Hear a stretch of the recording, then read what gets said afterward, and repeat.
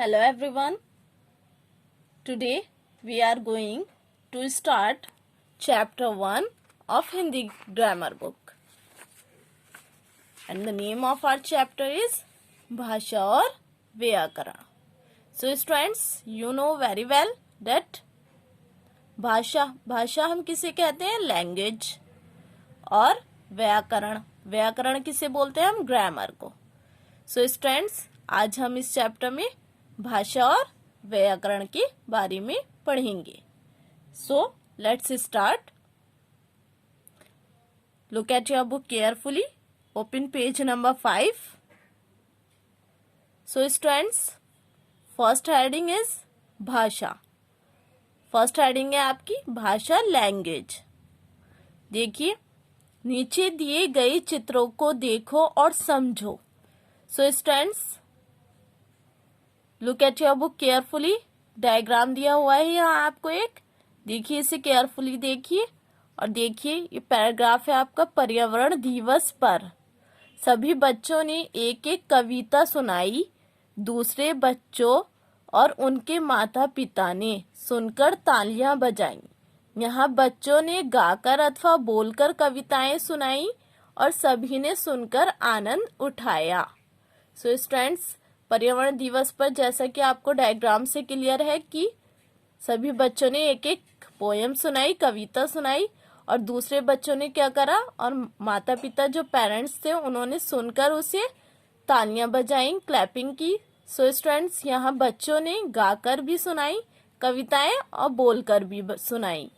सभी ने सुनकर क्या किया, उसका आनंद उठाया, मीन्स मजा लिया. सो स्टूडेंट्स देखिए, नेक्स्ट पैराग्राफ इज कविता पाठ समाप्त होने पर शिक्षकों ने सभी बच्चों को उनकी कविता के आधार पर उनके अंक ब्लैक बोर्ड पर लिख दिए.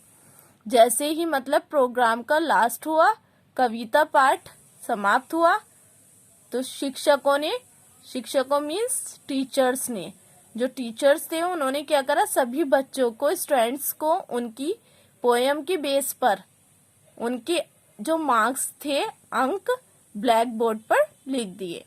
यहाँ शिक्षकों ने देखिए लिखकर अंक दिए और बच्चों ने पढ़कर समझ लिया कि किसे कितने अंक मिले.